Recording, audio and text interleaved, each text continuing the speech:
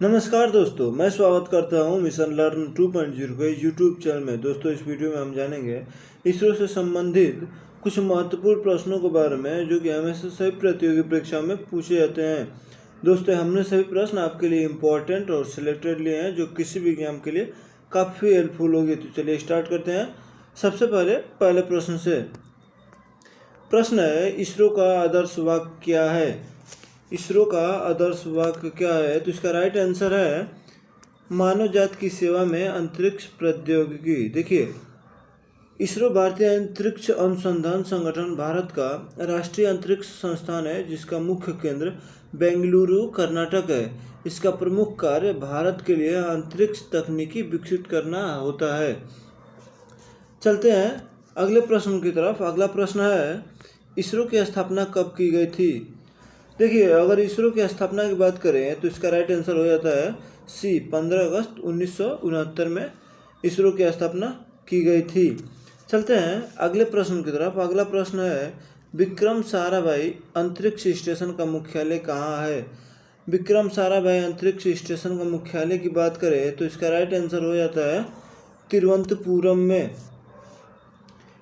देखिए, इसरो का सबसे बड़ा सर्वाधिक महत्वपूर्ण केंद्र जो है वह तिरुवनंतपुरम में स्थित है। यहाँ पर रॉकेट प्रक्षेपण यान एवं कृत्रिम उपग्रहों का निर्माण एवं उनसे संबंधित तकनीकी का विकास किया जाता है। चलते हैं अगले प्रश्न की तरफ। अगला प्रश्न है, इसरो उपग्रह केंद्र का मुख्यालय कहाँ है? इसरो उपग्रह केंद्र का मुख्यालय की बात करें तो इसका राइट आंसर हो जाता है बी, बेंगलुरु में। देखिए, इसरो का एक प्रमुख केंद्र है, यह बेंगलुरु में स्थित है। यहाँ उपग्रह बनाने तथा उससे संबंधित कार्य होते हैं। विक्रम साराभाई अंतरिक्ष केंद्र के बाद यह इसरो का दूसरा सबसे बड़ा केंद्र है। चलते हैं अगले प्रश्न की तरफ। अगला प्रश्न है, इसरो जड़त्व प्रणाली इकाई का मुख्यालय कहाँ है? तो इसका राइट आंसर हो जाएगा डी, तिरुवनंतपुरम में स्थित है। अगर आपसे पूछ दे इसरो जड़त्व प्रणाली इकाई का मुख्यालय कहाँ है तो इसका राइट आंसर होता है तिरुवनंतपुरम में।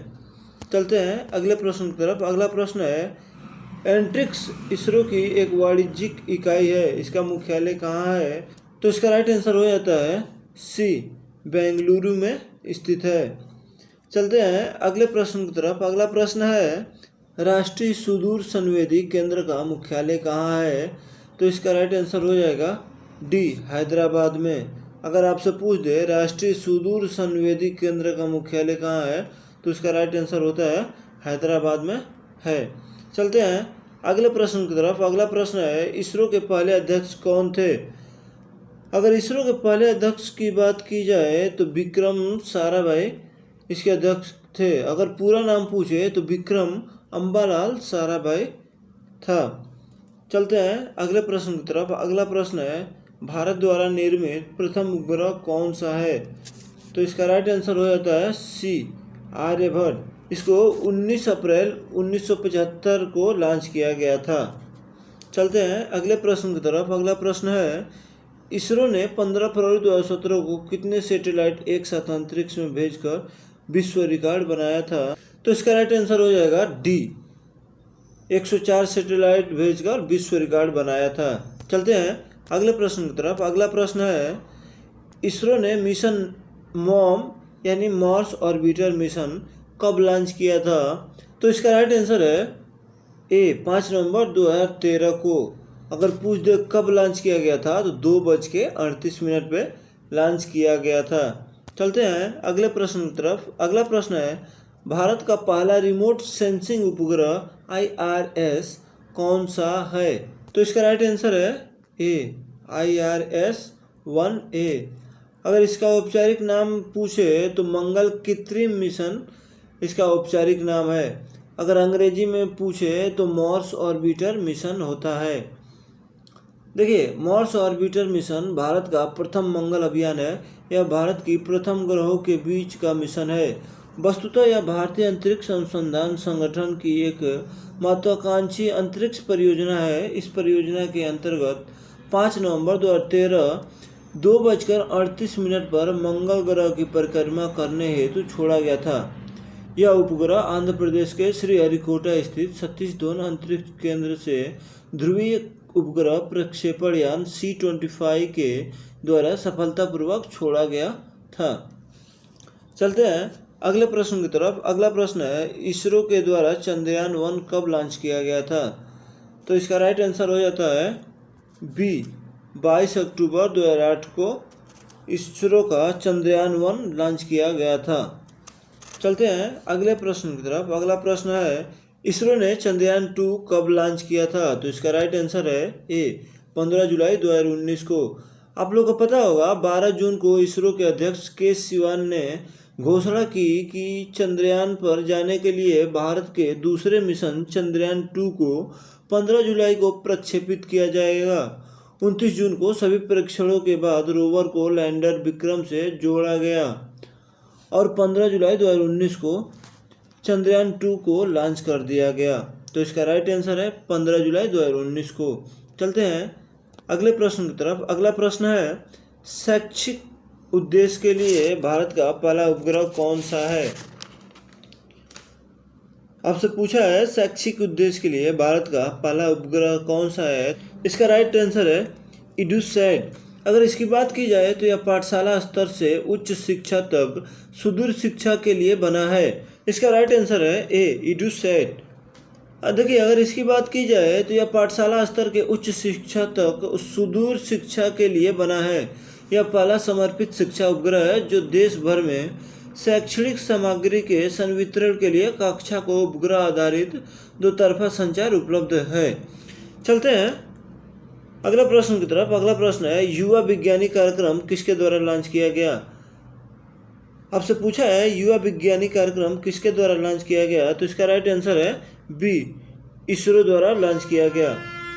चलते हैं अगले प्रश्न की तरफ। अगला प्रश्न है, इसरो द्वारा सूर्य अध्ययन के लिए निम्न में से किस मिशन की शुरुआत की जाएगी? तो इसका राइट आंसर है सी, आदित्य L1।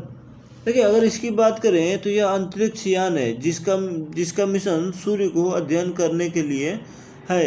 यह जनवरी 2008 में अंतरिक्ष अनुसंधान के लिए सलाहकार समिति द्वारा अवधारणा किया गया था। यह भारतीय अंतरिक्ष अनुसंधान संगठन है। विभिन्न भारतीय अनुसंधान संगठनों के बीच सहयोग से डिजाइन और बनाया जाएगा। चलते हैं अगले प्रश्न की तरफ। अगला प्रश्न है, भारत के मिसाइल मैन कौन कहे जाते हैं? तो इसका राइट आंसर है सी, APJ अब्दुल कलाम। देखिए, आप लोग को भी पता होगा भारत के missile man APJ Abdul Kalam को कहा जाता है। चलते हैं अगले प्रश्न की तरफ। अगला प्रश्न है, भारत के रॉकेट मैन कौन कहे जाते हैं? तो रॉकेट मैन की बात करें तो इसका राइट आंसर है डी, के सिवान। अगर इनका पूरा नाम पूछे तो कैलाश वासुदेवन है। चलते हैं अगले प्रश्न की तरफ। अगला प्रश्न है, मिसाइल सिस्टम अवार्ड 2019 में किसे दिया गया था? तो इसका राइट आंसर है बी, सतीश रेड्डी को दिया गया था। अगर आपसे पूछ दे मिसाइल सिस्टम अवार्ड 2019 में किसे दिया गया था तो सतीश रेड्डी को दिया गया था। चलते हैं अगले प्रश्न की तरफ। अगला प्रश्न है, निम्न में से किसे तमिलनाडु सरकार द्वारा कलाम अवार्ड से सम्मानित किया गया? अगर आपसे पूछ दे निम्न में से किसे तमिलनाडु सरकार द्वारा कलाम अवार्ड से सम्मानित किया गया तो इसका राइट आंसर है ए, के सिवान को। देखिए, यह पुरस्कार विज्ञान और प्रौद्योगिकी के क्षेत्र में उनके योगदान को देखते हुए दिया गया था।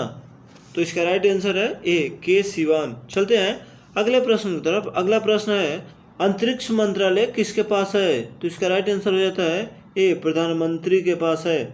आपको बता दें अंतरिक्ष मंत्रालय के अंतर्गत ही इसरो आता है जो इस समय चांद पर इंसान भेजने के मिशन पर काम कर रहा है। अगर इसकी मंत्रालय की बात की जाए तो प्रधानमंत्री के पास इसका कार्यालय होता है। चलते हैं अगले प्रश्न की तरफ। अगला प्रश्न है, इसरो का पूरा नाम क्या है? देखिए, अगर इसरो का पूरा नाम की बात की जाए तो Indian Space Research Organisation, Hindi में देखें तो भारतीय अंतरिक्ष अनुसंधान संगठन है। यह भारत का राष्ट्रीय अंतरिक्ष संस्थान है जिसका मुख्यालय बेंगलोर में है। भारतीय अंतरिक्ष अनुसंधान संगठन की स्थापना 15 अगस्त 1969 में की गई थी। चलते हैं अगले प्रश्न की तरफ। अगला प्रश्न है, इसरो का प्रमुख उद्देश्य क्या है? तो इसरो का प्रमुख उद्देश्य अंतरिक्ष प्रौद्योगिकी का विकास तथा विभिन्न राष्ट्रीय आवश्यकताओं में उनका उपयोग करना है। चलते हैं अगले प्रश्न की तरफ। अगला प्रश्न है, भारत ने स्वयं अपने रॉकेट कब से बनाने शुरू किए? तो भारत का पहला स्वदेशी प्रज्ञापी रॉकेट RH-75 20 नवंबर 1967 में प्रमोचित किया गया था। दोस्तों आज की वीडियो में बस इतना ही। अगर आपको वीडियो पसंद आया तो वीडियो को लाइक करें, शेयर करें और चैनल बनाए तो चैनल को सब्सक्राइब कर बेल आइकन को प्रेस कर लें। तब तक के लिए जय हिंद।